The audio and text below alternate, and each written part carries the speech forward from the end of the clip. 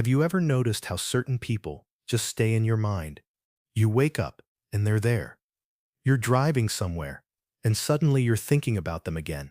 You're trying to focus on something else, but somehow your mind circles back. Most people assume this means one thing. I must miss them.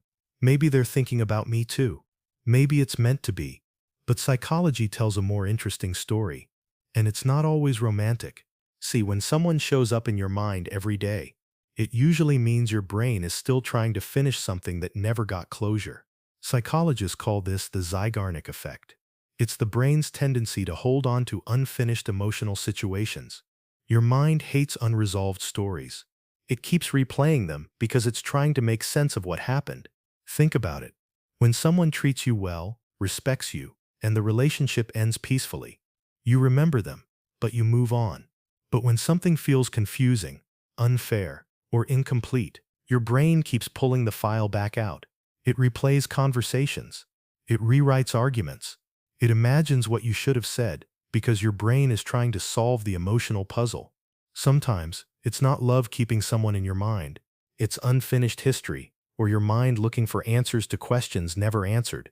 And that realization alone can change everything.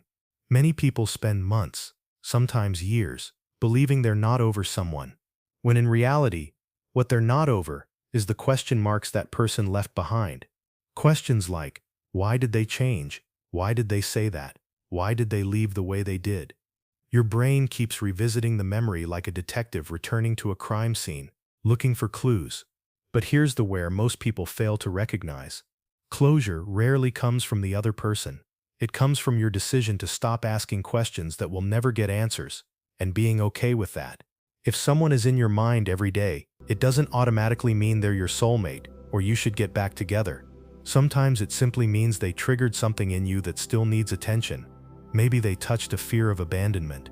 Maybe they exposed a boundary you didn't know how to protect. Maybe they reflected a version of yourself you're still trying to understand. The mind doesn't obsess over what is complete. It obsesses over what feels unfinished. But there's another layer to this.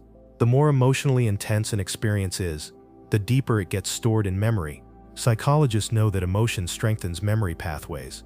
So if someone made you feel deeply, good or bad, your brain tags that experience as important, which means it will revisit it more often, not because you're supposed to be with them, but because your mind is trying to learn from it. And that's the part most people miss. Your mind isn't just remembering them, it's trying to teach you something about yourself. Maybe about the kind of people you allow in your life. Maybe about the standards you ignored. Maybe about the version of yourself you're growing into. So the next time someone pops into your mind again, instead of asking, why can't I stop thinking about them? Ask a better question. What did this experience reveal about me? And once you see the lesson clearly, the emotional weight often disappears on its own. Not because the past changes, but because you do. And that's when something interesting happens. The memory stays, but the attachment fades.